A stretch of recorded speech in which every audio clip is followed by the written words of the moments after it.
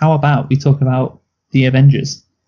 At the end, Avengers Endgame? Yes, the Avengers Endgame, which I am going to see tomorrow. Okay, well, would you like me to spoil every single person who dies? Please don't. Yeah, okay. I won't then. You know what, Luke?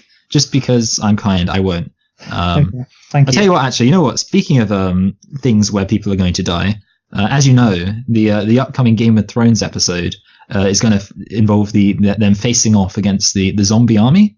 And basically it's really predictable who's going to die, because every single person who you like, I mean, I'm not saying maybe they'll do a twist and these people won't die, but every single person who's going to die, they had like a speech in the last episode where they like said all the things they hoped and dreamed for. Like there's a guy and he's like talking to his love interest, and he's like, after the war we'll go away to an island and it will be peaceful, and we'll have children and be really happy together. And it's like just like there's a massive sign over the guy's head being like, this guy's going to die. So that's good. Yeah, well, like I said, Michael, with Game of Thrones, it's just a soap opera with dragons and tits. Although, you know what, Luke? To be honest, the whole Pepper Potts Tony Stark thing, where she's like, oh, you've got to stop doing this. We're trying to have a family, so you've got to stop fighting. That was kind of writing a death warrant for Tony there. So. And for the record, I should say that's not me giving it away. I don't actually know who died. You better not give it away, Michael. No, but I'm saying, like, I mean, let's be honest, Luke. I mean, it's up there as far as I'm concerned. Tony Stark dying, it's like up there with Han Solo dying in The Force Awakens. It seems like, it's hardly even a spoiler. I just hope he doesn't die now. Well, I think the real twist would be if the Black Panther died. Oh my god, that would be great. Marvel just flushing $2 billion down the toilet. Yeah. Back up, chump, you know Biggie Smalls rips it quick and kicks it quick. You know how black niggas get with the hood fatigues, with the boots with trees. Whipping trees, making crazy cheese. Hitting buckshots at niggas that open spots on the avenue. Take my loot and I'm bagging. Pimping hoes that drive Bobos and rodeos. Flash the roll, make a wet in they pantyhose. Damn, a nigga style is unorthodox. Grip the clock when I walk down the crowded blocks. Just in case a nigga wanna act out, I just black out and blow the motherfucking back out. That's a real nigga for you.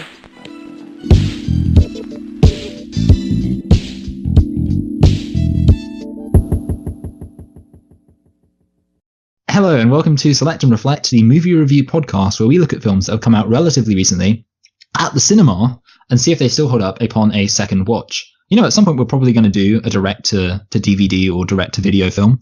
I mean, maybe we never will. But if we ever did, then that introduction is going to become even more inaccurate.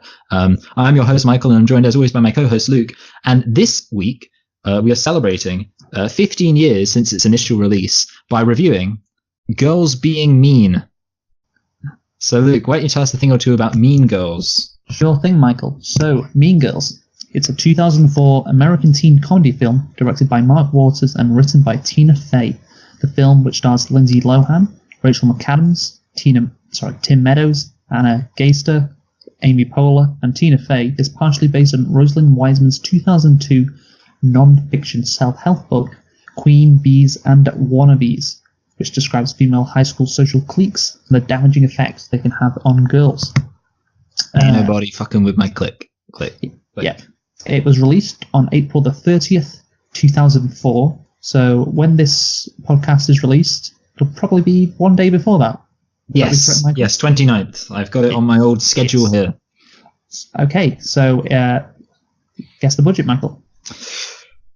Oh, 100 million? No, I don't know, like, surely quite low. I mean, what were they spending money on? So let's go for, I mean, I want to go less than 10 million, but let's say more than 5 million? 8? Oh, it's probably going to be off. 8 million. 17 million, Michael. Oh dear, disaster. And the box office, how much did it make? Oh, see, this is a weird one, obviously, because this is what they call a cult classic, meaning implying that it didn't necessarily make as much initially. That's my assumption. So I'm going to go modest, but I think around. See, I'm thinking around 100 million. I don't know. I mean, I could be way off. Maybe it's. I don't think it's like 300 million. I don't think it broke the bank or anything. But sorry, what's the opposite of breaking the bank? Breaking the bank, spending a lot of money. So bringing in a lot of money. I don't think they fixed the bank. So I'm just gonna go 100 million. I might be wrong. That's the game's risks we take. 127 million. That's not too bad. Yeah. So 129 million. I apologize. Yeah. Well, oh no, now I'm an extra 2 million off. It's a disaster. Yeah, okay, so I was basically on the right track, thinking it didn't necessarily make huge amounts. Okay. So Michael, did you like Mean Girls? I thought this film was fetch. Do you get it? It's a reference. Yeah, I've seen that movie. Yeah. Oh yeah, of course, I forgot. No, yeah, I thought on balance this film was good. Is the answer? Yeah. I have some thoughts. I won't say I liked it, but I guess we'll get into that. Yeah, I liked it. I have some quite strong reservations. That's my thing. So it was overall. I mean, it was enjoyable. I think that's the thing. It wasn't one of those films that like made me. I mean, obviously, it goes without saying. This isn't like a Batman v Superman where it like made me angry or anything. But I do have some quite serious reservations in a way. But regardless of how many quite serious reservations we have, we always have nitpicks. So how many nitpicks have you got, Luke? I've got 2. I've got 3. Oh wow! Let's hear your 2. Okay, let me just get it up. One of mine's a joke. So, but still. Oh, right, that's great. Okay, so my first nitpick is a coincidence nitpick. Oh yeah, love those. I do love these. The same day Katie strikes up the courage to talk to Aaron by tapping him on the shoulder. It's Halloween and he coincidentally is hosting a party at his house, which is just incredibly convenient that he can invite her to said party on the very same day. Okay. Next nitpick. Right, Rachel McAdams or Regina apparently doesn't have a hot body anymore when she just goes up one size bigger than she normally is. That's pretty ridiculous. So yeah, that's it. That's my 2 nitpicks. Well, do you like thick girls? Do you like your girls XXX traffic? Yeah. See, now getting thicker would be good for Regina. Yeah, exactly. Like what if? Okay, hear me out. Okay, what if in Endgame, the way they defeat Thanos is by ruining his hot body and taking out his army of skanks. And what's the third one? What's the third way to defeat him? Oh, a boyfriend. Yeah. So they steal Thanos' boyfriend, ruin his thick boy body, and destroy his army of. They already destroyed his army of skanks in the in Infinity War, didn't they? So I never thought I'd be comparing Mean Girls to Thanos, but there you go. Well, they are both quite memey films, so. Anyway, but okay, so my nitpicks. Okay, so my first one, probably the most serious one, is that I think Fart Boy should just sit at the back of the class. Like, and I realize like he can choose where to sit, but I think it's like he seems apologetic about it. It's like he's kind of like has this face of like, oh, sorry, I fart so much. But like just sit at the back of the class. Also, I kind of find it weird. I guess I should mention this: the idea that that if somebody farts a lot, that would only be bad if you're sat like directly behind them. I find that farts don't really work like that. It's kind of like if you're sat. I mean, they kind of just spread throughout the room, especially if someone's doing it a lot. So yeah, I don't know. She seemed perfectly comfortable sat one extra row behind him, whereas I don't think I would have been if I was sat behind Fart Boy. But yeah, don't let that distract you from the fundamental point that he should just be sat at the back of the class if we're accepting this imaginary fart logic where the only people affected are people directly behind him. Unless you're going to say that it would hit the wall and that would cause it to disperse, kind of like spread around the room like a mushroom cloud hitting the top of the dome. Please move on. A Bush-era school would not be handing out condoms. Depends what part of America this is. Yeah, you're right. I know. But to be honest, I was kind of thinking about it because it's kind of a weird, because obviously the rather funny line is don't have sex or you is it just don't have sex and you will die or something like that. Anyway, you'll get chlamydia, I think, and die. Yeah. Well, I don't know. Yeah. Anyway. Yeah, and it's that in contrast with the and then having on top of that the whole handing out condoms doesn't really work, does it, Luke? I mean, pick one. Yeah, well, I think that's the joke, Michael. Dickheads. This one's my most serious one, Luke. So you ready for this? Okay. Well, you can actually say your comment if you wanted to, if it was really important. I just want to say I think the film's based in Chicago, so obviously that's a Democratic-leaning area. So yeah. Well, she and her parents are going to go to Madison. And that's obviously in Wisconsin. Yeah, Wisconsin. So, I mean, that's a reasonable trip for an American, I guess. For a British person, that trip would be ridiculous. But, Americans, they're not made like the rest of us. So, so this is regarding Regina. By distributing those pages, of course, the copied pages, photocopied pages from the book, while the 3 girls are in their interviews with the headmaster, she is directly exonerating them from primary or, at least all of the responsibility, because now they've got to be like, hold on a minute, because he's basically doing this thing, handing out all these papers while those 3 girls have an alibi. So silly thing. Stupid Regina. I know. It is quite smart of her to try and frame them. Yeah, I like that too. But maybe we'll talk about that later, or maybe we won't. So this leads on to the more fundamental point, which is the fact that regardless of our personal, slightly mixed reviews, this film is still very popular, Luke, isn't it? Yeah, I think we need to ask why. Well, I'll just explain the plot first, Michael. Oh, good idea. Essentially what it is there's this girl called Lindsay Lohan who has been homeschooled all her life. She comes into this new school. She meets a group of girls called the Plastics who, I guess, adopt her. Maybe that's the right word. But she, after one of them steals her crush, she tries to sabotage the Queen Bee, which is Regina George, played by Rachel McAdams. She succeeds in doing so, but then she ultimately becomes what she despised in a real Shakespearean tale. Then she falls. She gets taken down by Regina George, and then she realizes that, you know what, was it all worth it? I don't know. Yeah, I think in many ways that's an open-ended question for the audience to think about, and that's what it gives you some questions to take away with you. But why do you think this film was so popular, Luke? Wow, that sounds so natural, Michael. No, I mean, I think this film was popular. I have my theory. Maybe I'm wrong, but I think this is the first. Of course, there's been movies made about high school before, and there's been Grease. Yes, that have a comedic element to them. Satires of high school, like The Nutty Professor. That has happened before, but I think this is the first time it's been like a satire of high school from a female perspective, or this was the first movie to do something like this. Because I think most high school movies are written from a primarily male perspective. Yes, most high school movies in the past were basically a bunch of nerds raping people. If my memory serves me correctly. Yeah. You had 16 Candles, Breakfast Club. Yeah. Actually, a lot of them were kind of ensemble, to be fair. Yeah, so that's what I say, or mixed gender. So you've either got it's just male or it's a group, like it's male and females. But I think this is the first mainstream movie to focus solely on female social standings and cliques and all that in high school. That is something that I think is the reason why it was so popular and was a cult hit still to this day. You just go through its legacy and cultural impact, and this section on Wikipedia, and it notes how many famous actresses that, for example, like Jennifer Lawrence, now obviously A-list actresses, who really loved Mean Girls, and it really has had a massive impact on a generation of girls, and it really has become it's a bit like Black Panther but for women. I think the other thing is, obviously, it's not dissimilar to, say, Anchorman. It's very quotable. I remember On Wednesdays We Wear Pink. I remember Stop Trying to Make Fetch Happen. I remember other quote, whatever. We're going to get into those later, though. The humor and the I'm just saying why this movie is so popular, and one of the reasons is, you're right, the quotability of it as well is high, but I don't think that quotability would come without its popularity, though. It's a bit of a chicken and egg thing, as the kids are saying. The other thing is actually, I don't know if this necessarily relates to why it's popular, but I actually ended up watching this film at a class in school. I want to say 2008, and one of the things that pushed it over the edge was a bunch of the guys voting for it somewhat ironically.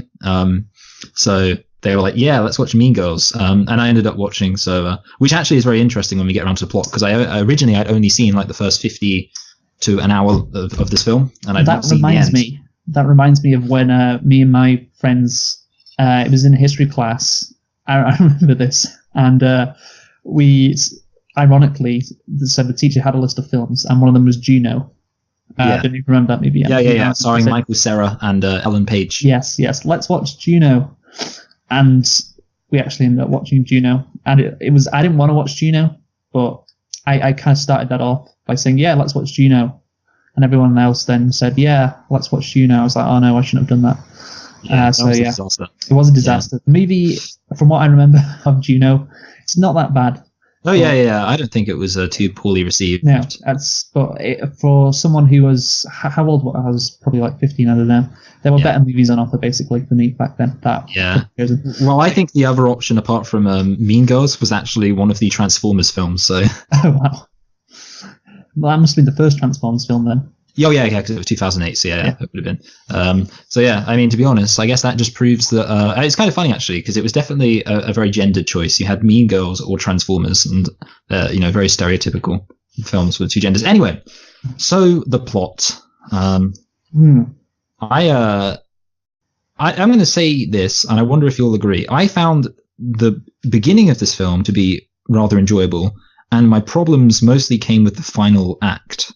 Yeah. Okay. So I was going to talk about this in humor, but I guess you brought it up, so may as well bring it up now. The first, I'll say, 45 minutes of this movie is really, really good, and it's incredibly enjoyable, and it's incredibly funny. Yes. But then after that, it drops, and it does not become a good movie. Yeah, well, that's why I wanted to say, because it's relevant. It's why I brought up the fact that until I watched this for the podcast, I'd only ever seen the first 50 minutes or so, at which point I still, found it to be rather enjoyable. And I was kind of taken aback by how, disappointing the final act was. I'll say some things I liked about the first. Well, actually, the first thing I really wanted to say, is that it was kind of, it is very refreshing how much like a kind of good film this feels like, especially that first scene where you've got it's like so many funny moments. I mean, not so many, but there's a decent flow of funniness with the first scene with the parents obviously doting over her, and you think she's going to be really young, and then it turns out she's like a normal age, or sorry, she's like 16, and then you get the whole joke about homeschooled children, and you get the kids being like, God gave us guns to protect us from homosexuals. It actually reminded me of Wes Anderson. I was thinking that I could just imagine, because Wes Anderson likes his random cutaways of characters staring at the camera and narrating things. It was a very whimsical kind of funny start to it. And I have a final major positive that I've written down for the plot, which is I noticed this. There's actually some bus foreshadowing, because when she goes into school, she almost walks into the path of a bus. I noticed that the second time I watched it. Yeah, same. Yeah. So wow, it's just layers to this film. Layers, yeah. I'll just say a bit about the plot in general. Yes. I guess it is kind of a predictable story. Like, you got the normal girl at the start of the movie.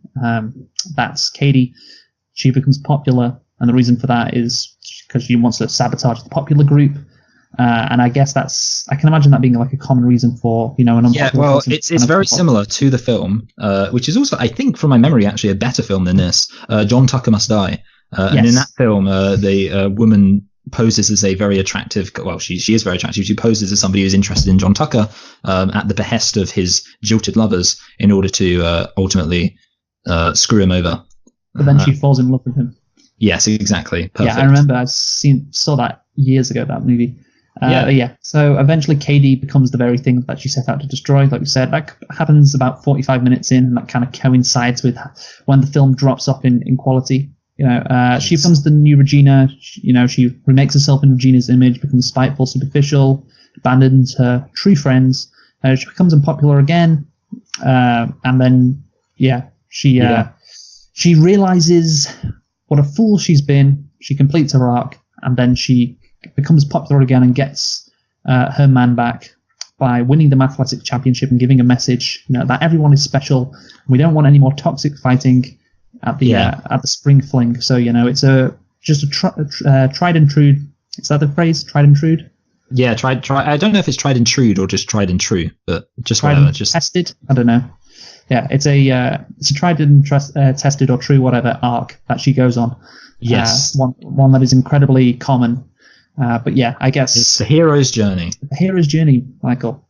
Yes, and I actually did want to say one other positive, which I just thought of while I was talking about John. That film that I mentioned, John Tucker Must Die. I did like how this film didn't really beat around the fact that Caddy, is it Caddy or Katie? It's Katie. She at several points, yeah, Katie. Okay, it doesn't beat around the fact she's attractive, because one of the things you often get in several chick flicks in general. I mean, obviously this isn't necessarily a chick flick; it can be enjoyed by anyone, but I guess we'll call it a chick flick. Actually, Michael, speaking of chick flicks, did you see that?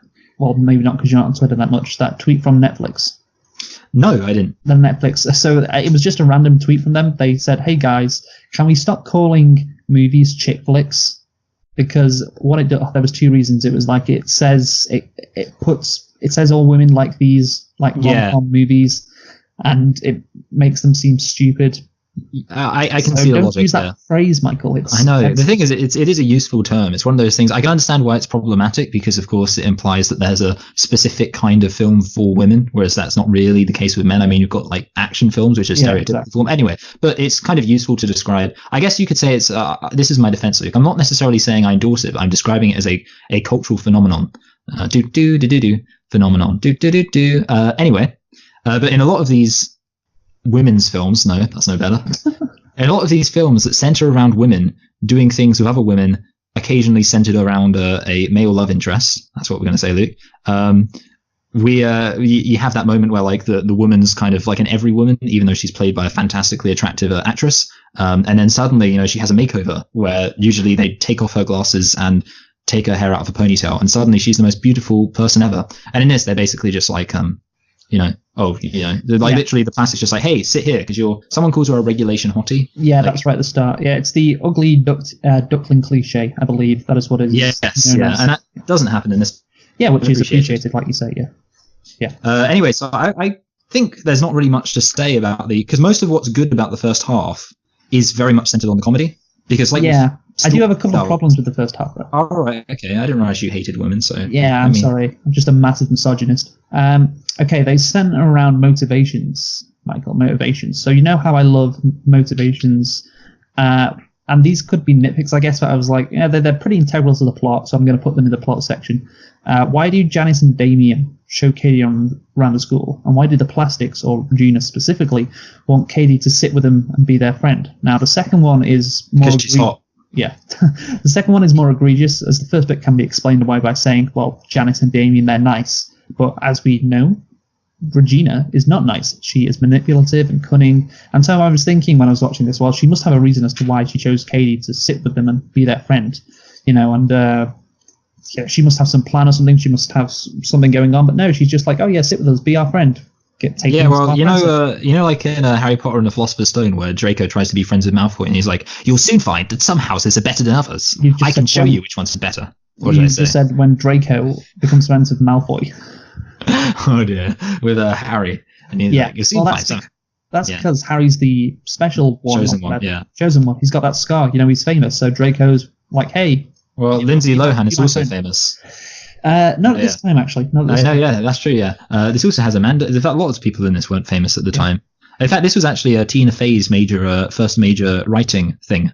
Yes. It was her breakout writing thing. She was on SNL though before. So yeah. So breakout thing. Well, I mean, like it's like breaking out of SNL. Okay. Yeah. Anyway, Katie's motivations obviously can be explained by the glamour of the Plastics. Even when she's trying to sabotage her, Regina, I should say, she says, "I could hate her, but I still want her to like me." Just saying, Yes, yeah. She's seduced by the glamour that Regina offers. Yeah, the dark side. But so her motivation is clear. Just the motivation of Damien and Janice is like, I'm not sure. But particularly the motivation of Regina, considering what type of character she is, it's not explained, and that is a big hole, I think, in the plot. Don't know if you'd agree with that. I don't know. Yeah, I think you can kind of just write it off as like sometimes these things arbitrarily happen. It's like That's just a shit reason. Well, I mean, maybe it would have worked if I'll tell you what, here's an idea. Actually, it doesn't really work. I was going to say, because in the UK we tend to have much more often seating plans. I mean, not all classes have them, and obviously it tends to get less and less common. But yeah, so especially in year 7. So the first year of secondary school, a lot of the friends I initially made were based on the seating plans. So I just ended up. That's why loads of my friends had surnames starting with B, because we were sat in alphabetical order. So I ended up, making friends with people who were sat close to me. And I was going to say, like, obviously you could have it so she ends up sitting next to Regina George in a lesson because of the seating plan. But of course, since those American schools, everybody has choices. It doesn't really work as well. Yeah, I remember doing the seating plan. What some of our teachers did is they did a boy girl in alphabetical order. Yeah, it was kind of to encourage population growth and also teach guys not to be such incels. Yeah, that was the main I did always think that was like actually kind of a weird thing though, because it's like, I mean, because guys and girls kind of are into each other, so it's a bit strange that they did the whole boy girl thing. But I guess they won't talk to each other as much though. Yeah, that's true. Yeah, that's the reason, obviously. Yeah. Anyway, so did you have anything else to say about the first half? No, I mean, we'll get on to the humor's the main. Yeah, exactly. That's the thing. Yeah, the humor is the main selling point in the first half, and apart from that, I mean, because every single thing I'm thinking about right now, it comes back to I do think it's worth noting, as much as Regina's motivation isn't well set up, I do think the kind of idea behind it is quite good. With like say the whole Katie, she obviously likes the glamour of it, and I actually forgotten her name. What is the name of the kind of emo looking girl who's not a lesbian? Janice wants to sabotage them and everything like that, and it's kind of like, yeah. So I did like that. Obviously, like you say, the Regina thing was a bit underdeveloped, but I did like pretty much everything else about how their motivation and their plan and their scheme, and that was good. And also, actually, I guess we should say I liked obviously how Regina betrayed her, and she kind of then had her own motivation for hating Regina because she was kind of fond of Regina, and then she hated Regina, and then she was like, okay, we need to take her out. That was kind of like your major catalyst to be like, we need to take her out, and then they come up with a little plan.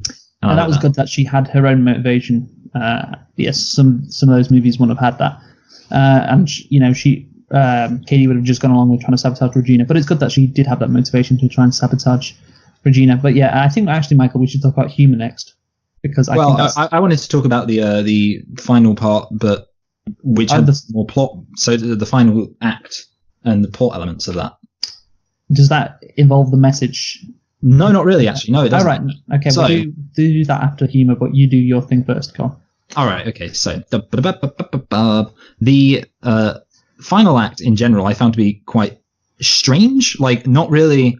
It was like the final act. It felt like one of those films where the final act kind of just lost the plot a bit, because first of all, the way that Aaron decides he doesn't like her is very dumb, because it's like one of the things is she's like she says like shut up, like, because she's trying to like explain something, so, and he's like talking like, and she's like, no, shut up, it's not like that, and he's like, don't tell me to shut up, and it's like, it just felt a bit like the fact that he got so angry from nowhere in a way that, like, I don't see how any guy would actually do that. And it was like, it wasn't like he really realized anything seriously wrong with her. Basically, it was just she was like, oh yeah, I was faking being bad at maths to get to like you. And again, like, to be honest, like, I would think, I mean, if I think most guys, if they heard a girl say that, they'd be like, okay, well, you shouldn't do that, because, you don't need to pretend to be bad at maths in order to, should just talk to me. But they wouldn't be like angry about it. And then the only other thing is that she kind of says like, shut up, while she's drunk, because he's talking and she wants to explain something, and he's like, don't tell me to shut up.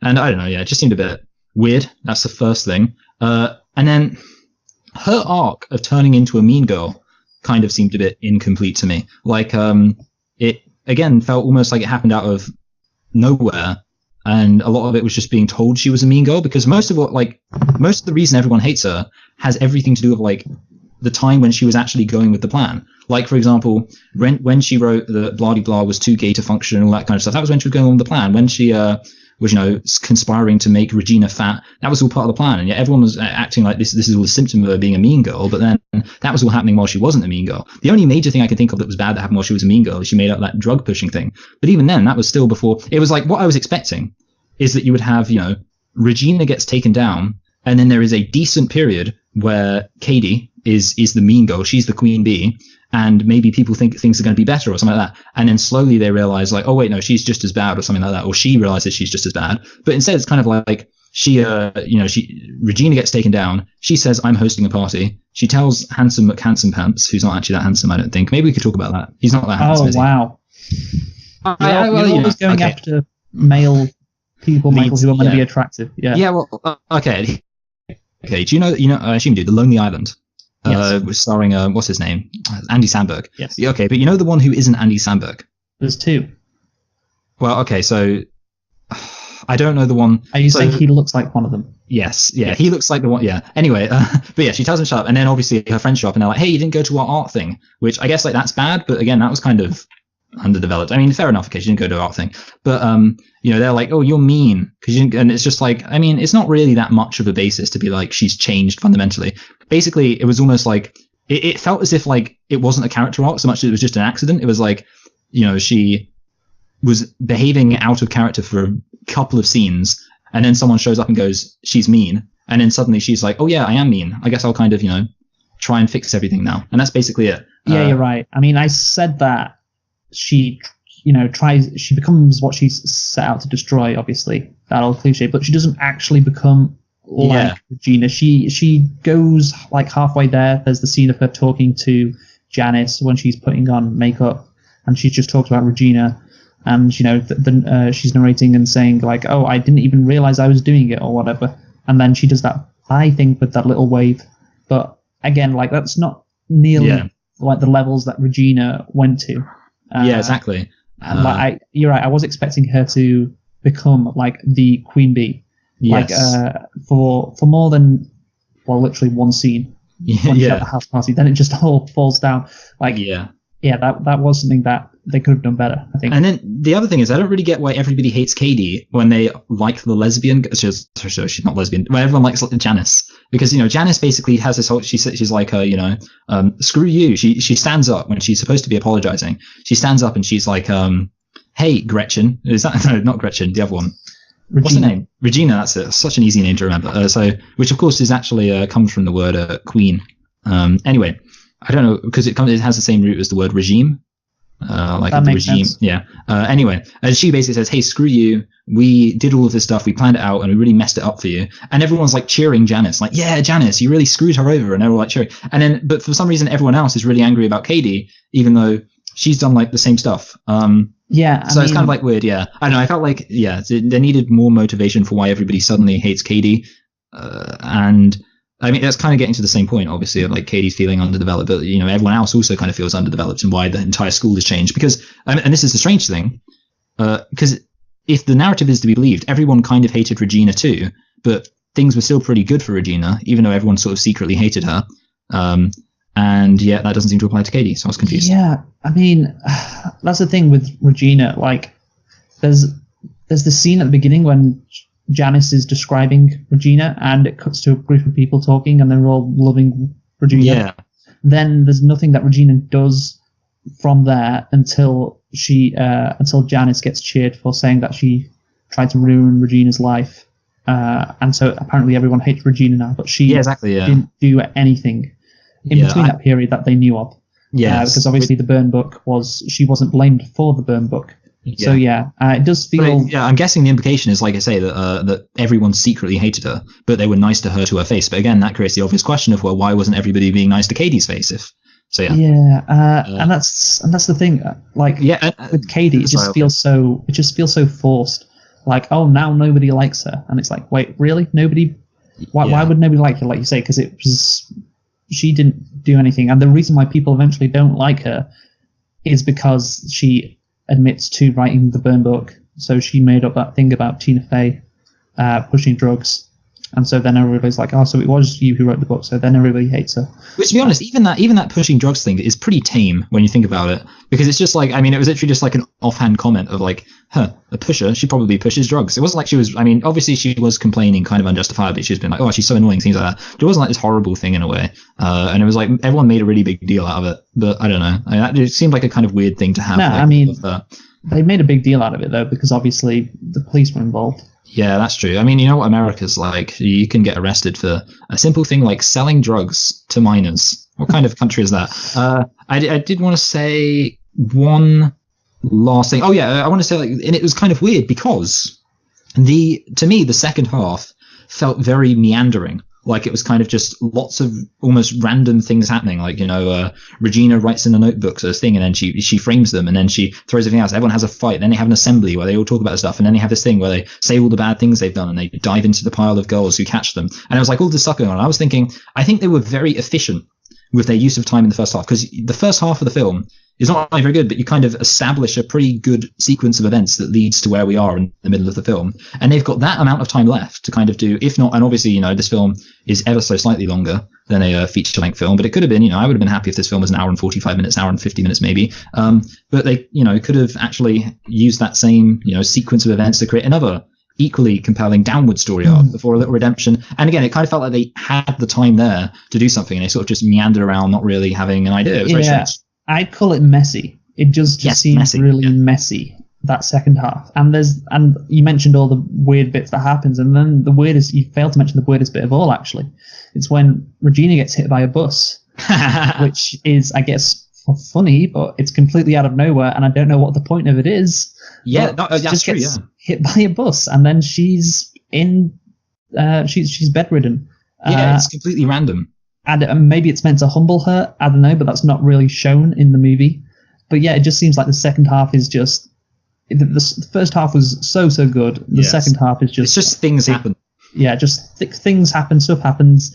Things don't make sense in terms of character arcs and motivations and all that, and it's just really not as good as the first, which is a real shame. I do actually have one final point on it, which is also the kind of ending of the film. I just wanted to say that the whole speech she does, like the prom speech, it's a bit, to me, it was like a bit like too self-serious. But then I will say the principal making his kind of little remarks like, usually people just take the crown and go and things like that, was kind of saving it a bit because it was like taking away from the schmaltziness. That's the word, isn't it? Schmaltziness. And it was so, I mean, it wasn't terrible, but I was thinking to myself, oh, it's a bit sickly sweet, being like, oh, we're all beautiful. Yeah. Also the mathletics thing, like there's not really an explanation as to why she does it. It'd be good if she's like, I need to be myself again.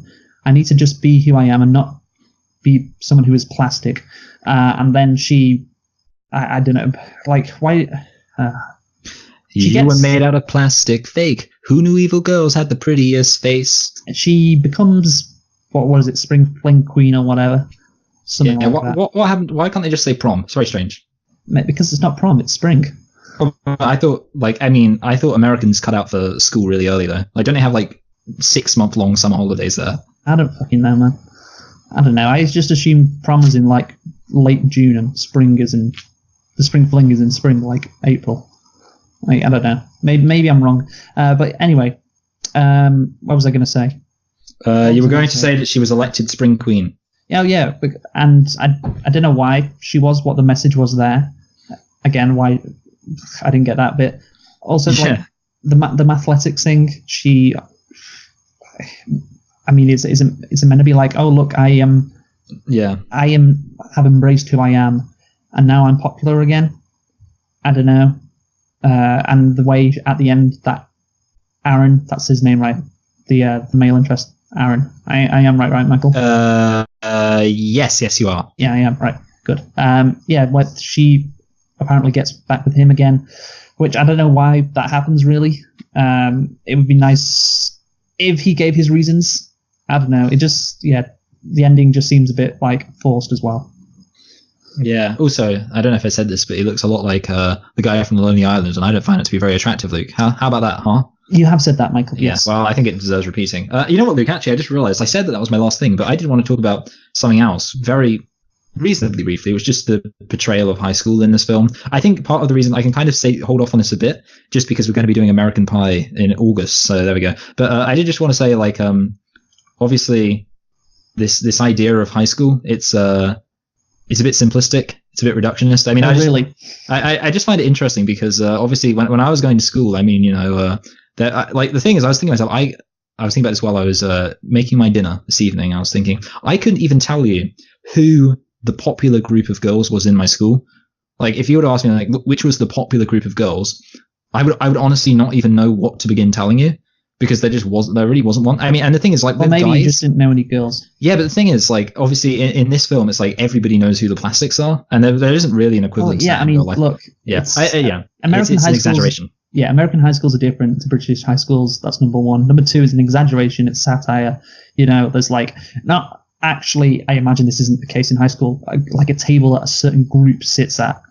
And it's like, oh, this is the art people, this is the drama geeks, this is the plastics, this is the nerdy Asians. Like, I really doubt that happens. Yeah, although I think, as a lot of people know, the reason why we have school uniforms in the UK is actually due to the legacy of classism in the UK and trying to fight against it. Because, of course, if we didn't have school uniforms, then children would present their own affluence through their uniforms. That's how it was explained to us in our school. I don't think this is actually why it is, but our school was saying that. They were like, it's because otherwise the rich kids could just flaunt it. And to be honest, maybe that does have an effect. Maybe when you've got a situation where the richest, most affluent children can wear all the best clothes, maybe that does create a clique mentality. Yeah, so. I remember it was just actually last week, I think, I heard the story about this school in New York, which what they'd done is they'd installed washing machines in their school so kids could wash their clothes, because some kids were getting bullied for having like dirty clothes because they weren't rich enough to afford like clean clothes. Which great. Goes to show what a lovely country. A lot of problems with America, but there you go. So definitely, clothes do contribute. Well, they really need it. They need it to wash out the bloodstains from the daily mass shootings they have there. Yeah, maybe that's it as well. But yeah, anyway, yeah, I just thought it was worth noting because I always find it interesting, like these high school films, because they kind of almost make me feel like nostalgic for a non-existent time. I always think, like, oh yeah, high school, and I think, but really, high school, it's just a mess of complications. Really, there's not simple about it. There's nothing like, oh yeah, I was with the cool group, now I was with the uncool group. You just kind of go through it like a mold, and you just say, like, hi, meet some people in the hall. How's it going, buddy? Nobody is conscious of that. Like, I think at the time anyway, you're not conscious of it, or like, oh, that's the cool group, that's the non-cool group. It's maybe teachers that are conscious of it, I don't know, or looking back, you're conscious of it, but you're right, at the time you're worried about your grades and stuff. Yeah, boning up. You're worried about boning up. And you're worried about homework and all that. Oh, actually, I did just want to say the other thing is that I think it's important to bear in mind that, like, in my experience, the cool kids at my school were pretty nice. I mean, like, I just think that's an interesting part of, like, the American presentation of high school. And I think, like, I don't know, probably a presentation of high school in general, it's always like the cool kids are presented like really mean, horrible people. And in reality, that changed actually in 21 Jump Street. Remember? Yeah, that's true. Yeah, because Dave Franco. Yeah, Dave Franco. No, that is the difference. That movie shows the changing culture of America and the American youth so well. Yeah, that's true. How much it changed in like such a short period of time between the Bush years and Obama years. Now I don't know with Trump. Maybe the cool kids again are going to be the edgelords. Yeah, there's going to be all the frat bros wearing their white t-shirts with the sleeves rolled up and their multicolored cargo shorts. Anyway, Mike, I just want to say, by the way, on the subject of high school, I don't know, but this movie really felt like 2004-ish, which makes sense because it was set there. But I was like, oh, this is a movie where you can really get a sense of the era, from like the flip phones to the kids going to the mall after school because they didn't have the internet, or they didn't have any serious internet. So how white everybody was. There was a lack of focus on diversity, and also the music as well. It was just like, oh yeah, this is peak. Oh yeah, they were listening to something that sounded like Avril Lavigne, but then everything sounded like Avril Lavigne back then. So proper 2004. Yeah. Anyway, human necks, Michael. I think that's what we should talk about. Yes. Or more like human necks. Yeah. Okay. So I'll just start then. I think, like we said, this is a really funny movie for the first half, and it's when Katie becomes Regina 2.0. That's when the humor stops, because I think the humor does come from the ridiculousness of high school and the plastics and how ridiculous they are. But after Katie becomes used to it, well, the audience becomes used to it, and the humor sort of just dries up. Like, I remember thinking that the first time I watched it, and it was, I can't remember when, but it was at some point in the second half of the movie, and I heard a joke, and I was like, I haven't heard one of those jokes for a while. Like, I didn't feel like laughing for a long period of the movie. Like, it starts off really funny, and then it's just kind of whittles away until you forget it's a comedy. Yeah, it does. It definitely starts off with like a whole load of jokes, and I mean, I don't even know if there's any like memorable moments in the second half. Are there any? I mean, like, because I'm thinking about all of the classic. You can't just ask somebody why they're white. Yeah. But like, everything is really not too great. I can't think of a funny moment. Obviously, there's the principal saying to the people, the kids, not the kids, to Katie, most people don't actually give a speech. Yeah, that's the thing. I think, and that kind of stood out as like one of the few moments that was actually, funny, especially seeing as it was kind of like the, like I say, it did cut through a bit of the schmaltziness of the speech, and it sort of worked very well there. Also, there's that moment when he's talking to all the girls in the gymnasium, and one of the girls says, "There's the period." I have a wide vagina. Or something like that. Yeah, he said, "It's not my fault I have a wide vagina with a heavy flow." And he was like, okay, yeah, I was actually thinking about that. I was not going to bring it up because I thought you wouldn't think it was funny, but I'm glad to hear that you didn't. Well, I didn't. I mean, it's not hilarious. Funny, but it was like, it was a joke. It was an attempt at humor, which is something that was lacking in the second half, so that's why I noticed it. Yeah, I mean, to be fair, actually, it should be said, I don't know that I ever laughed out loud during this film. Oh, I did. I'm trying to think. I may have, but I don't remember laughing out loud. Just shows you, Michael. Well, I definitely did. Girls can be funny. Yeah. Girls, I laugh every time Amy Schumer says, "my vagina." Anyway, let's talk about the humor from the first half of the movie. We've explained the humor. What makes this movie so funny? I mean, just the script is great. It is first half, again, let's just clarify. It is so smart. It's so funny. It can be some of it is a bit too much on the nose. Yeah, there definitely are moments. To be honest, actually, I found the constant animal noises a bit like not that funny. I mean, I know it wasn't trying to be funny. Well, yeah, that was the whole message thing, which we'll get onto later. But yeah, like I think overall this had some really great lines, and I was pleasantly surprised at how funny it was. I don't know why I was pleasantly surprised. I guess because these kind of movies I don't often find funny, but I want to pick out some lines which I really did like, Michael. Yeah, okay, I'm looking forward to this. That are going to be the Mimi lines, I guess. So the first one is from the principal, when he says, "My nephew's called Anthony, and I know how mad he gets when I call him Matheny, almost as mad as when I think about the fact my sister named him Anthony." And it's the delivery of it. Like, it's so funny, and I did laugh out loud. I was like, that really made me laugh, that line. So, okay, yeah. I think I found out that Tina Fey isn't Jewish, so there's a shock. Why did you think she was Jewish? Well, because she's funny. So I was thinking, she's like a funny comedy writer. Is that a positive stereotype? Yeah, I suppose it is, really. I mean, remember the episode of Seinfeld where Bryan Cranston becomes a Jew, but then Jerry finds out it's just so he can tell Jew jokes. Those were the days. Anyway, yeah. No, I agree. Yeah, that was funny. There's also... that's my middle name, Luke. Anthony. Well, no, the real version, Anthony. But oh, yeah. There was also a couple of other good lines. This made me laugh as well. When Regina is talking to Katie, and she says, Katie says, "Oh yeah, I'm from Africa," and then she goes, "Shut up!" I can't do the fucking voice. Yeah, I didn't say anything. Yeah, shut up. I didn't say anything. That made me laugh. Also, actually, when Tina Fey was like, "Oh, you got a new student from Africa," and everyone looks at the black. That wasn't funny. That was just so. I knew it was coming immediately as I saw her. I knew it was coming. I was going, look to the black girl. Oh, see, I didn't remember the black girl. I didn't notice the black girl being there until the joke. So that's why I'm better off. It was no, sorry, Michael. That was that was just a typical comedy you'd find in like non-smart movies. Like, okay. I don't know what you hated me. Yeah. This other one, this made me laugh out loud as well. This might be my favorite line. So it's when Katie is saying to Amber Seyfried, I can't remember what her character is called. Sorry, Amanda Seyfried. I think her character might be called Karen, but is it Karen? Yeah, it's Karen, because she says, "You're not stupid, Karen," and Karen replies, "No, I am actually. I'm failing almost everything." Yeah, classic. Oh, it's so blunt. Maybe that's what I like with comedy, just stuff that's blunt. But yeah, that line really made me laugh as well. Also, another one. Again, the principal. "I ought to cancel your spring fling, but I'm not going to, as I already paid the DJ." Actually, there is a good. In fact, that's the second half, actually. Yeah, and I didn't mind the "I'll keep you here all night if I have to. We can't keep them past 4. I'll keep you till 4 if I have to." You're going to contradict me again. There we go.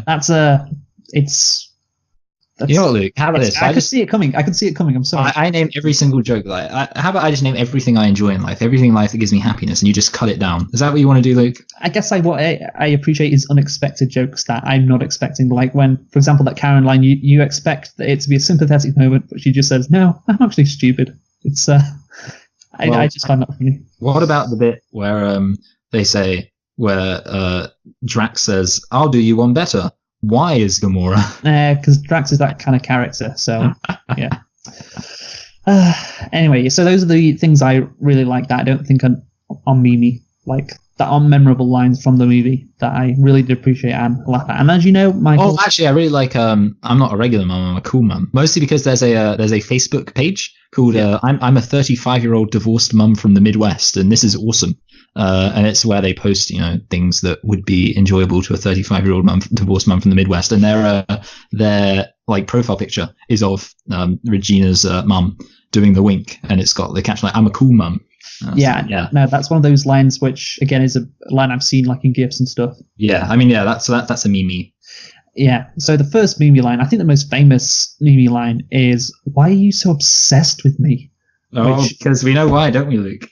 Why? Well, why it's so in the popular consciousness now? Oh, because of Hillary Rotten Clinton. Hillary Rotten Clinton, more like. Yes. Perfect. So she tweeted that after Donald Trump did something, and I can't remember what he did because he does stuff all the time. Yeah. But he did something, and then Clinton replied, obviously, with that gift. Why are you so obsessed with me? Also, there's that was epic sauce. Epic. What a comeback. Yes, Queen. Yes. Queen. Okay, I'm just going to go through the other things that other times that this line has been used. In June 2018, the official Twitter account of the Israeli embassy in the United States made headlines when it responded to a tweet by Iranian leader Ali Khamenei calling Israel a malignant cancerous tumor with an animated GIF. Why are you so obsessed with me? Quote from Mean Girls. So it's even straight into geopolitics in the Middle East. Wait, okay, here it is. This is the tweet he wrote. Crooked Hillary confirms she will not run in 2020. Rules out a third bid for White House. Or shucks. Does that mean I won't get to run against her again? She will be sorely missed. Yeah. So that was his... Yeah. Also, the other line, which I think became quite popular, is the "Stop trying to make fetch happen," which I think is when she says that after they do the jingle song at the Christmas dance. Again, that's a great line from Regina as well. Stop trying to make fetch happen. It was used in 2013 when the White House tweeted a photo of President Obama's dog Bo holding a tennis ball and captioning, "Bo, stop trying to make fetch happen." Tell you what, actually, you know what? Mean Girls is right up there with the musical Hamilton in terms of white liberal politicians just loving it. That's what I learned from this. Oh no, they love it. I mean, I guess, well, it's not its fault. It's been memed by people like President Obama and the Israeli embassy. I'm sure it didn't set out to do that. Yeah. Or maybe it did. I don't know. I don't want to. Mean Girls, the official film of the Palestinian occupation. Yeah, exactly. But yeah, so I just think it's the first half is just really good. It's got so many memorable lines, so many lines which I laughed at, and yeah, it's just a shame they couldn't keep it up in the second half. Yeah, you're right. Yeah, the humor, it was definitely enjoyable for a lot of it, but not for all of it. Perfect. Nailed it. Just basically what I said, but less specific. Yeah, exactly. Yeah. Well, that's what a summary is, Luke. Mm-hmm. You say very specific, thought out things. I just go, yeah, that. Mm-hmm. Okay. So next we are going to talk about the message of the movie. You mean the Message translation of the Bible? So it's a Bible translation that kind of translates things very vaguely. So I actually have, as you know, Luke, I've split this into two sections, but I assume that you'll be able to roughly work around it. So you go first with the positive stuff. So basically it's a lot of like just terms that we use, or like ideas this film introduced, which I found like funny. Number one was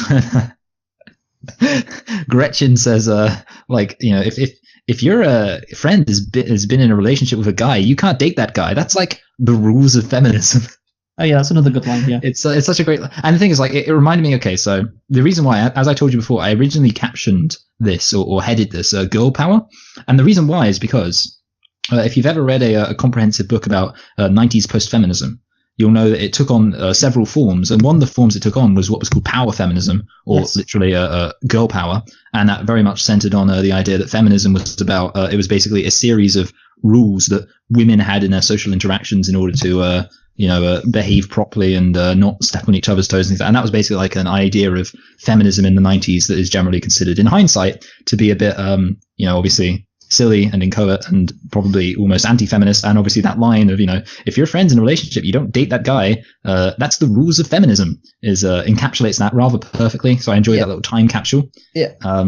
I liked the focusing on math, like women's role in mathematics. I thought was kind of fun. It was like it was more just, there wasn't really a commentary on it. It was kind of just acknowledged, which I thought was interesting, because that was the line, we get twice as much funding if we've got a girl, which is kind of referencing, the fact that women obviously aren't typically good at mathematics. So obviously they want to get women in there doing it. They're not typically as good. They just don't. Oh, sorry. Yeah. That was that was when I said typically, I meant stereotypically. I just missed off the stereo. And then or more, I kicked the stereo into the face of the boy who I had an on again, off again relationship with while we were doing a Jingle Bells dance. Mm-hmm. Yeah. And then later on, there's the presumption that girls are bad at maths because both of the teams pick the girl when they get to choose their opponent. And again, it was kind of weird. I just found that interesting, mostly because the film, it doesn't really do anything to deconstruct that. It kind of just presented it.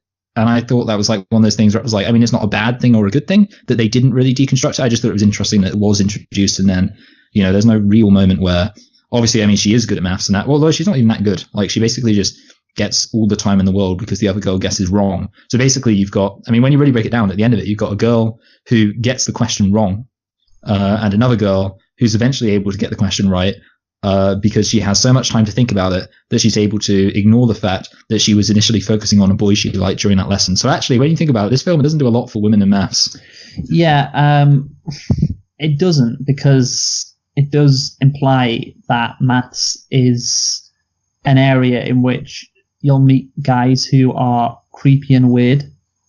Tina Fey says, like, all the people on the mathletics team, they haven't even talked to a girl. That can't be appealing for girls to talk to them. Yeah. So it's social suicide, Luke. It's social suicide, yes, as they mentioned several times. So yeah, it's that the maths thing was Tina Fey, I guess, kind of trying to say like, women should do maths and women don't do enough maths, but not really doing it as well as she could have.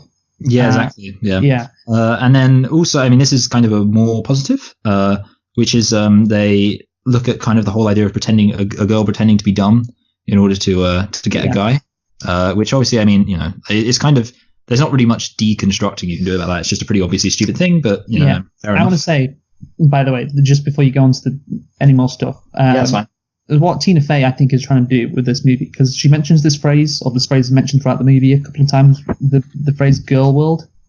So I think with this, it's like, this is why I think in the second half of the movie it kind of stops being funny, because Tina Fey, assuming she wrote all of this, which I'm guessing she did, just feel like she's on a bit of a crusade. She's trying to stop the bitchiness and the sneakiness that affects girls in high schools, which ruins self-esteem. Obviously, actually, remember this movie was based on a novel, which Queen Bees and Wannabes, which we said before, describes high school social cliques and the damaging effects they can have on girls. So also, I mean, you said that was a self-help. Did you say it was a self-help book, or was it just a non-fiction self-help book? Yeah, okay. Well, that's interesting because, of course, one of the terms used to describe the power feminism of the 90s and early 2000s was self-help feminism, because it kind of focused on how feminism can help you be a strong, independent woman. Yeah, exactly. So that's kind of relevant. Yeah. So there's this line where she says, "We got to stop girl-on-girl crime," as she tries to do so in the gymnasium scene. She also says, "You got to stop calling each other sluts and whores, and so it makes it easy for guys to call you sluts." Yeah, that's the thing. I had that written down. It's kind of, in a way, I mean, you could make an argument that that's sort of almost victim blaming. Yes, saying like, victim blaming. And that's the thing. Like, it's this. It lays this oppression, I guess, of women. Maybe oppression is too strong a word, but it's like makes it seem like it's their personal responsibility to fix it. And if they just start behaving better, then these problems will go away. But as we know, Michael, is unrealistic. This is never going to happen. Yeah. This movie won't change that. Girls behaving differently won't change that. The only thing that will improve women's self-esteem is men watching Mean Girls. Yes, or the dismantling of the patriarchal capitalist system. Are you suggesting we should implement fully automated luxury gay space communism? Yes, that is what I'm implementing. Yeah, good. No, it is like these. It's the same thing I see. The movie, this message Tina Fey's trying to push. It's the same kind of thing I see in when I hear, because I follow basketball and I follow the NFL, and sometimes I hear like black athletes or just black commentators, I guess, talk about the problems with black schools in the inner cities of America, and they're like, they talk about it as if it's the personal responsibility of black people. Yeah.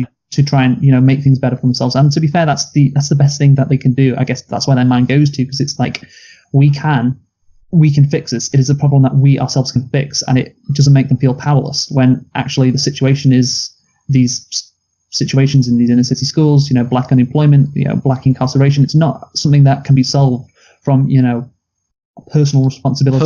Pulling up your bootstraps. Exactly. It's not something Just that having a can-do attitude. Yeah, exactly. That it's a system which prevents that problem from being solved, and it's the same with these women and this scene. Like, I know, it's Tina Fey. I don't know if she still thinks this, but definitely the sense you do get from this movie is like, girls, if they just stop being bitchy, they can stop girl on girl crime, and people stop calling them whores and sluts and all that.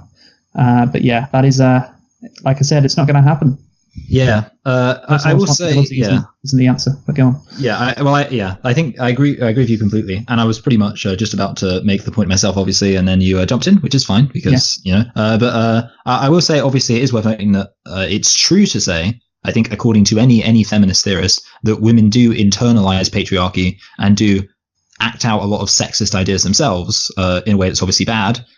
So I remember, of course, that Simone de Beauvoir, in her classic founding text for the second wave feminism, The Second Sex, mentions that she was writing in 1947. She says that women who are raised by their father tend to have more egalitarian ideas of feminism or gender than women who are raised by their mother. And she kind of intimates, maybe the problem there is that some women do internalize these ideas of sexism and spread them. And that is true.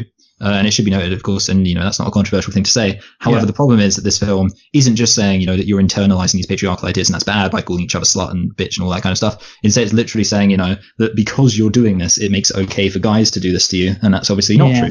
So there was, you can take kind of a bit of a good or an accurate message, not necessarily a good message, but an accurate message in terms of how obviously women do internalize patriarchal ideas and misogynistic ideas. However, that's not the reason why patriarchy. I know, I'm so good. That's not the reason why patriarchy and misogyny happen.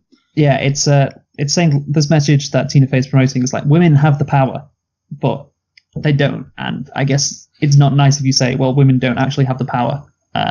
They can't change them just by doing things better. Just like I made a comparison with African Americans, they don't actually have the power to make things better for themselves. It's the system which oppresses them. So yeah, that is. They can make things better for themselves. They just can't solve them entirely. Yeah. And it's not, and also it's not their responsibility to make things better for themselves. Really. Absolutely. Yeah. That's another thing. Yeah. Anyway, do you have anything else to say about kind of the message regarding vis-a-vis gender or general other positives? I guess. Yeah, I guess the overall message, just if you take out the gymnasium scene, like the overall message of the film is kind of like it's meant to show how pointless being in the cool group is. Like you end up hating life, which I guess is a good message.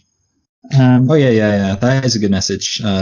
So yeah, that I guess if you're just looking at the overall theme of the film, obviously Katie, it's meant to show how shit her life is and how shit Regina's friends' lives are, particularly Gretchen, because Amanda Seyfried's character is a bit too dumb to realize what's going on. So yeah, it's meant to show how like shit your life is when you're being in this plastic group, trying to be cooler than the rest, and it's really hollow inside, which is a message I think is the correct message. So yeah, that's it. Anyway, I have actually 4 problematic things I want to blast through. Okay, go on then. Not the stuff we talked about. Nope. Yeah. So almost none of these really are related to gender. Interesting. Well, they're kind of tangentially related to gender. Okay. So the first one is the use of the word retarded in this film, which it has to be said. So there's been a bit of a cultural shift where using the term retarded casually has become less appropriate, and of course, obviously. People still do use it, and in that sense you could just say, well, it's being accurate. But I think it should be noted that the reason, I think it's very true to say that the reason why I think it happens twice, a character uses the word retarded so casually is because obviously back in those days it was not considered as taboo. One of the few good CinemaSins jokes they make is when they're talking about the 1998 Godzilla film, and in it someone says, hey, move, you fucking retard. She might not say fucking, but hey, move, you retard. And the CinemaSins guy's like, you can tell this was made in 1998 because somebody said the word retarded and nobody lost their shit, which I thought was true. Yeah, here's the thing. I'm fine with it, even though the culture has shifted, because the character that says it twice? Yeah, exactly. It's Regina. And obviously Regina is not meant to be nice, so that is fine. Yes, yeah. I would say, it's not really something you can hold against the film at all because, like you say, it's just, I was just saying that nowadays I think they probably wouldn't do that unless you were watching like a really, honest comedy, which just showed things as it were. Then you probably have people saying all sorts. But in the kind of like slightly more accessible comedy, which is what this would have been at the time. They probably wouldn't say retarded no, so they casually. wouldn't have that line then. And then the other thing they have, this is a great one, is that having sex with underage girls is treated as sort of a joke in this. It is, yeah. Of course, the coach is having sex with two underage Thai girls who seem to not even be able to speak English at once. And there's a classic line, "Step away from the underage girls," which seems to be, it's not like, oh, okay, no, this is horrible, this guy's abusing underage women. It's more like, oh, stop it, you coach, what are you up to? Yeah, I know, I thought that, although the girl that he is having sex with, she could be over 18. I'm not sure though. Oh yeah, I don't know. That is possible. So maybe I don't know. Yeah, they should have. I think it was slightly implied that she wasn't though. So, but yeah, in theory. And then this one's another one. Inappropriate sexual harassment comments from the Indian math dork. Now this is important because there's a relatively popular video on the Big Bang Theory. It's a video essay. It's called "A Dorkable Misogyny in the Big Bang Theory," and the essential thesis of the essay is that there is a problem, a trope in a lot of particularly American high school films, but obviously in a lot of other American sitcoms, where a character who is deemed to be nerdy is presented as having an essentially, unthreatening masculinity. Because it's harmless, yeah. Yeah, and obviously then they make inappropriate comments. And of course, the black guy, well, he's not black, he's Indian. Indian math dork says, I'd like to see you up there shaking your butt. Shaking that thing, he says. Shaking that thing, yeah. And obviously that is a sexually harassing comment to make to somebody, but it is played off as a joke. And I think part of that, I think you can make an argument that maybe back in the day, even that comment being made by anybody else would be seen as a joke. But obviously the fact that he is a nerd, and we've seen this since like the 1980s, and there's been this problem even going into the modern day with the Big Bang Theory, which is that the sexism in nerdy communities, obviously particularly male nerdy communities, is deemed as not really a problem because they're not real men or whatever else. Yeah, but what's the end result, Michael? Shooting up people in Toronto? Yeah, that's true. Yeah. So you can't. Well, I mean, even that thing which I'm referring to, which is that incel killing people in Toronto, even that didn't happen, it would be wrong. And you're right. Yeah, I've seen that video by, I think it's the Pop Culture Detective guy. Pop Culture Detective. Yeah. So you linked me to one of those videos, and I watched some more of his videos. And yeah, that's good stuff. You're right. What the Big Bang Theory does do is legitimize that trope of a dorkable misogyny, and it is just presented as harmless. And in this movie again, it's harmless, but like you said, it's in a different era. So definitely. But even if this movie came out today, do you think they'd still use that? Well, the thing is, the problem is things changed that much. So I've got two thoughts. Number one, I think the fact that the Big Bang Theory still to some extent seems to use this idea suggests that it's still something that is slightly socially acceptable today. Having said that, number one, I think Tina Fey is obviously probably more progressive than not, So I think nowadays it's kind of the point where there are still really shitty people who are doing all sorts of problematic things regarding sex and consent and things like that and harassment. But in general, I think nowadays progressives are more likely to be a bit more sort of woke on these issues. Anyway, so in those days, even a progressive would have had problematic content. I think a part of it, though, obviously, is making fun of the character, though, for saying that, because it's like, lol, how ridiculous does this nerd look for saying that? So I don't necessarily know if Tina Fey would do that. Yeah, I don't know. Yeah, I don't know. Yeah, I mean, it's obviously. I can't say. Yes, can't make a judgment. Yeah, it's very possible that you'd still get that kind of joke.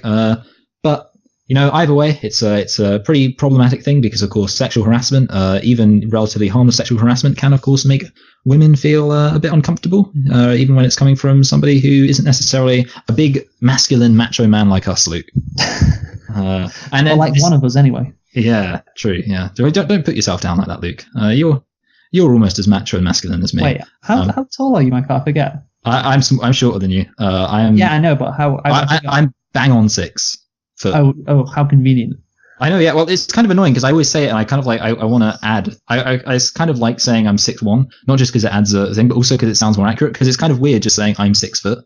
It's like everyone's like 6 foot what? I don't know. Even though really there's a 1 in 12 chance that you'll be bang on the measurement. I am exactly 6 foot. So yeah, at least it means all those memes where it's like when his height starts with 5 foot and it's a face. At least that doesn't apply to me. It's very good. Because I would never say but I'm 5'11", just for the sake of acting like I'm being more. It's always, if I was going to do it, I'd add a foot. I mean, I'd add an inch. But you're 6'3", aren't you? I am 6'3", yeah. Yeah. I don't have that issue. Yeah, well done. Great work, Luke. We're I know. proud of you. I'm really putting a lot of effort, and it's really worked out for me well. Yeah, well, I mean, it's okay because, I mean, it's lucky because my mum's family is very short. So it's kind of just, I've really got my dad to thank because he's taller than me. He's about 6'3". Anyway. So actually, there's your message, Luke. You should marry a woman who's from a very short family so that eventually, one day, your son can say, oh, well, I'm 6 foot. My mum's side's very short, but my dad's 6'3", therefore, I'm 6 foot. And you'll... No, I think my kids will probably be taller than me anyway because I'm quite short for my family. Oh, okay. There we go. Yeah. So they'll be looking down on you. Anyway, this one's probably the least problematic. Mostly because I think it can be explained as like have an in-universe explanation if you like. It's just the idea that like being a lesbian is the worst thing ever. This is kind of a narrative thing as well because you've got this whole thing throughout this film of like, well, not throughout this film, but for a significant portion of the film, which is like Regina George spread a rumor about Janice, and she's constantly saying like, don't say it, don't bring it up, blah blah blah blah. Like really like making sure nobody finds out. And you think it's going to be this massive thing she did, like she set her entire family on fire. And it's literally just she spread a rumor that she's a lesbian, and obviously that's not necessarily a nice thing to do, but it's like, not that big of a deal. Yeah, obviously, we talked about this in the Passion of the Christ episode. 2004 was peak year for evangelical Christianity. And part of the evangelical Christianity, I guess, platform is hating gays.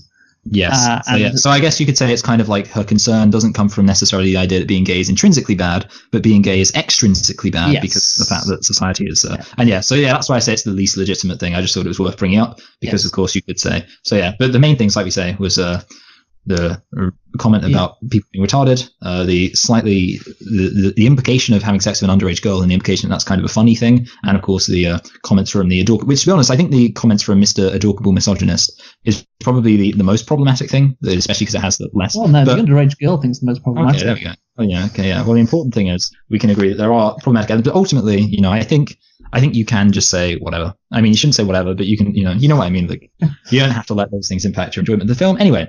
Yeah, do you know what I really love, Michael, being a SJW, and you do too, picking out problematic elements in all these movies. It is so much fun because it just, imagine how much less content we'd have if we just, didn't focus on how much things hurt our fifis.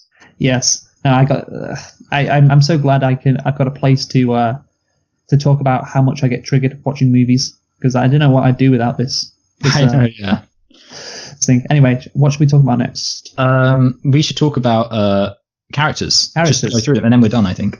Yeah, I just want to say... I need to think about where I'm going to place this. Yeah. I always leave this to the last minute. I just want to say, it was so nice to see Lindsay Lohan, bright-eyed and bushy-tailed, just knowing what was going to come in her life, and how badly things were going to go for her. Yeah, I don't know what she's up to now. I'd like to think that she's going to do a Macaulay Culkin and end up on Half in the Bag. Yeah, I looked best of the worst. I looked at her Wikipedia page. She's fucked. She's been fucked up for years, and I don't know how long Macaulay Culkin was fucked up for, but yeah, just looking at there's a section on her Wikipedia page which is just only 32. Yeah, which is about politics, and you just see like her talking about McCain and Sarah Palin and Obama and fucking Romney, and then Donald Trump. Yeah. It's great. Oh my god. She could have been such a star. Like, this was such a fucking great first movie for her, or first big movie. Yeah. And she's got those, she's good looking obviously, but she's not like supermodel good looking, she's got that normal girl feel. She kind of reminds me of Emma Stone. Yeah, exactly. She could have been a fucking star. Like, she could have been really, really good. And it's all gone downhill. And yeah, there was just so much promise with her. Yeah. So yeah, you feel sorry for Lindsay Lohan. Like, the thing is, before I watched this movie, I knew Lindsay Lohan was in it, but I didn't think she'd be like the main character, like the one that is outside the plastics. I thought just because of her reputation, she'd be one of the plastics. Because the things she's done in her life. But yeah, no, she's just a normal, sweet, innocent girl, and she was also in SNL for a spell, and yeah, so who knows? I don't know, but yeah, basically, I mean, that's kind of sad, I guess, and it just goes to show that drug pushers like Tina Fey need to be shut down. Yeah, That's kind of maybe that's actually the karma there for anyway. Rachel McAdams next, Michael. She plays Regina King, and Rachel McAdams in this movie is so good. Right from the beginning, when she says, "Why haven't I seen you before?" Like in that fake niceness, and it just feels so natural. Like she is incredible. Yeah, you're right. I mean, obviously this isn't a movie on par with the movies we've seen from the Oscar movies, but honestly, like she does this role so well. You're saying she should have got Best Actress? I'm not saying that. I want to look at who was nominated for Best Actress in 2004. Of the movies we have seen, I just like this one stands out to me, and she's never going to get nominated. It's never going to get nominated for an Oscar, but like this is a 10 out of 10 performance. It really is. And so, yeah, I just want to give praise to Rachel McAdams. She was so good in this movie.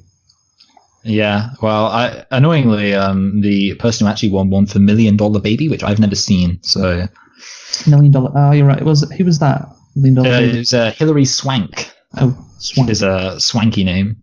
Yeah, with her character, Regina. Obviously, there's the thing where she gets hit by a bus, which is completely out of the blue, and then the arc as well. Which she doesn't become a plastic, and again, maybe it's because she's humble, but that's not really explained. So yeah, those are the issues with the character. You got anything else to say on her? No, but I agree with you. She's a very good, very good performance. Amanda Seyfried next. Yes, from that film, Mamma Mia. Yeah, Mamma Mia, and A Million Ways to Die in the West, and Ted, and yes. And Mamma Mia, Here We Go Again. Probably Ted 2. No, I said Ted 2, didn't I? No, you just said Ted. Oh, I said, yeah, she wasn't in the first Ted, but she's in Ted 2. Oh, okay. What else is she in? She's in other stuff. She's probably in A Million Ways to Die in the Ted. Yeah, that makes sense. A Million Ways to Die in the Ted. What about A Million More Ways to Die in the West? Yeah.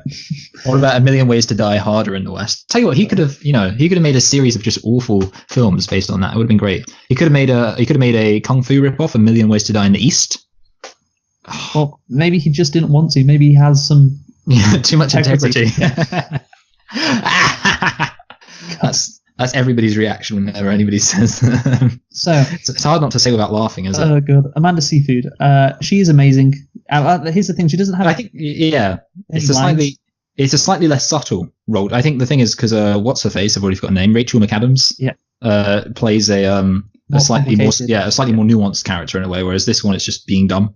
Yeah, but still I did enjoy it. Like, I did want more from her. That's the thing. She's not in that movie that much, but yeah, the bit she does really well. Also, we mentioned Lindsay Lohan. This was also a important movie for Rachel McAdams and Amanda Seyfried as well, in terms of their careers. So yeah, there you go. Then we've got I don't know the actress actually for this one. It's Lacey Chabert as Gretchen Wieners, member of the Plastics who only wants Regina's acceptance. So she did an okay job, not as good as the other two. I did love the line when she was talking about Caesar. Yeah, that was good. Yeah. I was going to say actually because because they're talking about Caesar in an earlier scene. And I was going to be like, I was going to write down, it's, some kind of clever, subtle stuff going on in the background that they're talking about Caesar, which parallels, the relationship. And then obviously in the next scene, when they're in that class, you have Gretchen just shouting about Caesar. And I was like, okay, I guess I, can't really have that first point, but yeah. Yeah. It was, it made sense as well. I really like that. See, that's clever. Again, it's in the first half and it's like, oh shit, this was really going well. Next up, Aaron Samuels, who is played by Jonathan Bennett, Regina's ex-boyfriend and Kay's love interest, the guy who you say looks incredible. Well, yeah, I haven't brought this up yet, but he looks a lot like there was a popular, music group which used to make kind of meme videos on the internet called Lonely Island, and there was a guy in it who wasn't Andy Samberg, and this guy, the lead, actually looks a lot like that person who wasn't Andy Samberg. I might have to find out his name. Thank you for bringing that up, Michael. Yeah, I just thought it needed to be said. And do you know what's funny, Michael? I looked on his Wikipedia page. Do you know what's hilarious? Is it that he went on a massive decade-long drug bender? No, even worse. He's gay. Oh, wow. No, obviously that's not even worse. That was a joke. Oh, yeah, I get you. He's gay, which is the same as Daniel Franzese. Franzesi. That's the big you mean, gay guy. Yes. Oh my god. The guy's name from The Lonely Island is Jorma Taccone. Interesting. So yeah, those are all the characters really. Oh, Amy Pollard as well. As Janice. Yeah, her characters. No, not Janice. That's the goth girl. Oh, sorry. Have you mentioned Janice yet then? No, I haven't. No. Oh, is Amy Pollard the mum? Yes. What do you Yes, mean? Is no, Amy but- Pollard the mum? I didn't know. Oh, did you? Oh, you know what? You said it's the mum. I thought you said it's the I thought you were like Oh, as in right. you couldn't remember. Yeah. Okay. Yeah. So I like Amy Poehler. I like Tim Meadows as Principal Ron Duval. Yes. Tina Fey, she does a good job as well. She's kind of funny. And yeah, anything else to say on the characters? I liked the bit where she wanted more. She wanted to go to that party, and she said, "Do you have anything in pink?" And the emo girl said no, and the gay guy said yes. I like that bit. Okay. So I think we're done now. So do Yes. you want to conclude first, Michael? Okay. Well, that's the problem, isn't it, Luke? It was so good in the first half. Like, I honestly, I think if the entire film had been as good as the first half, based on the fact that I think it's such a significant film in a way, I think it's such a classic film, and I think it's a film that, as much as there are problematic elements, I think it's a film that you can get something out of watching, both in terms of like the experience of being a youth, and I think this is like a good film for anybody who's young to watch, but also I think it's probably quite an important film for women to watch, even though it's got a whole load of elements in it that are kind of bad. But you know, at the end of the day, there's also a lot of stuff that's in it's good, and as a lot of feminists are fond of pointing out, you don't have to constantly being stressing out over what is and is not what's the word I'm looking for? Problematic. Mhm. So, and with all of that in mind, I could easily see myself giving this a high 7 if it was all as good as the best bit, possibly even a low 8, you know, up there with like really good comedies. But I don't know. I mean, if it was, in fact, definitely if it were as funny as it was during the first half of the whole thing, I think low 8 would be a very reasonable outcome. As things stand, though, you've got a film which is very enjoyable for the first half, and then falls off the rails considerably in the second half. It's kind of staggering how sharp the difference is. Having said that, I think on balance, I'm still going to view it kind of favorably, because the logic, you might say, well, if the first half is good and the second half, and the second half is bad, then you know it's half good, half bad. Therefore, it's a 5 out of 10. I'm going to be nicer than that. I'm going to say it is a middling 6, and I'm going to put it between. I'm going to put it below The Shape of Water and above the popular. No, actually, you know what? I'm going to move this around. I'm going to change my mind at the last minute. I'm going to change my mind. Yeah, okay. So I'm going to put it below it. The one thing I was thinking about it is it also had some really good characters with the whole like the kids from high school. I thought it was really good. I'm going to put it above Creed.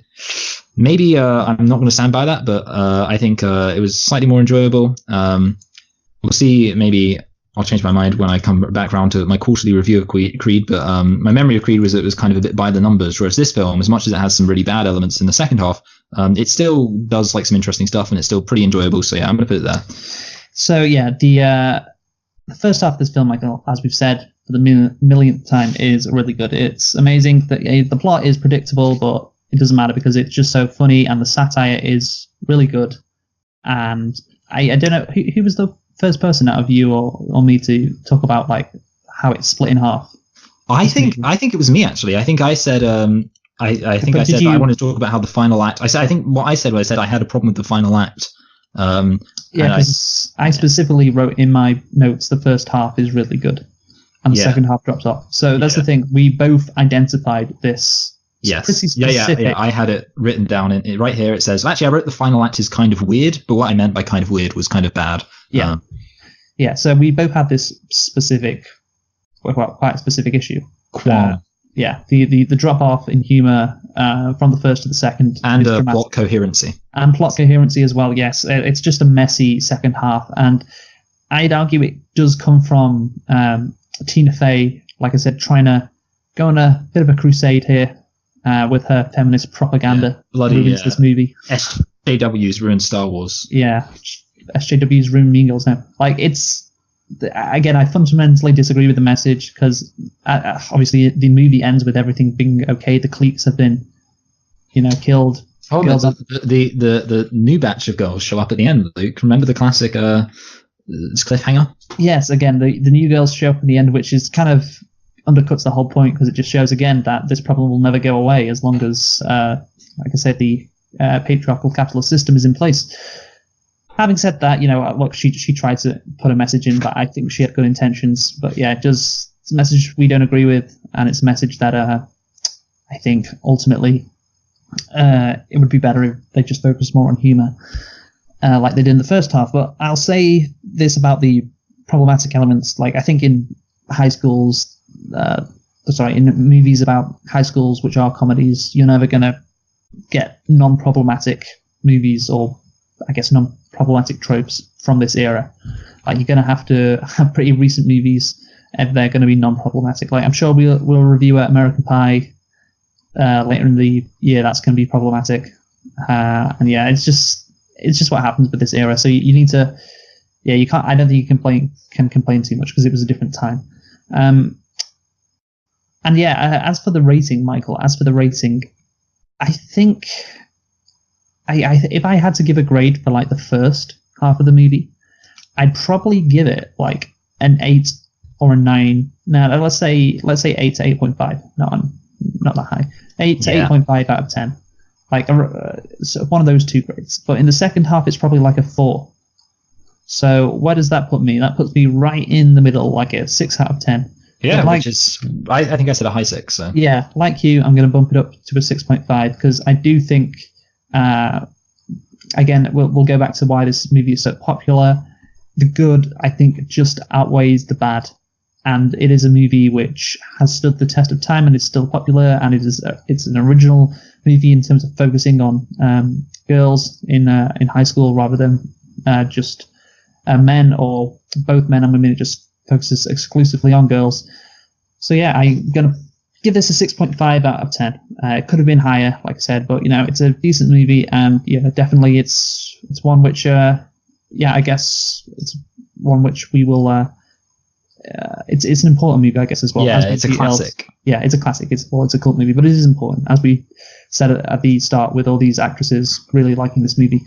It is a movie which a generation of girls did, grow up really liking, and still to this day, with the Israeli embassy tweeting out memes of it, still relevant to this day. So that's it. Yeah, Mean Girls. Yes, more like Mean Goys. Okay, Michael, what have we got next week? We have got, I remember this off by heart, Death Note. Death Note.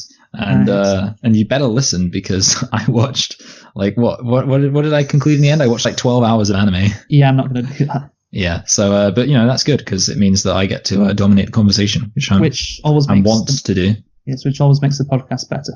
Yes, exactly. Yeah, I think really it would be good if you just muted your mic for the podcast. All right. Well, I'll think about that. Anyway, we have been selecting and reflecting about Mean Girls because it has been 15 years since its release, and also, we forgot to mention there's currently a Broadway musical going on about it. Oh yeah, which came out last year. So yeah, it doesn't really have any relevance, but yeah, there you go, Mean Girls. Who have you been, Michael? I've been Michael. And I've been Luke. Thank you for joining us. And just to let you know, Avengers Endgame has 98% on Rotten Tomatoes currently. Yeah, I was shocked. So you look like you're going to win that. That ratings thing, because I said 83 and you said 85. So let's see. We'll wait another week to see if things change. But yeah, it's looking good for you. Yeah. Anyway, yes. See you next week for Death Note. Goodbye. Goodbye.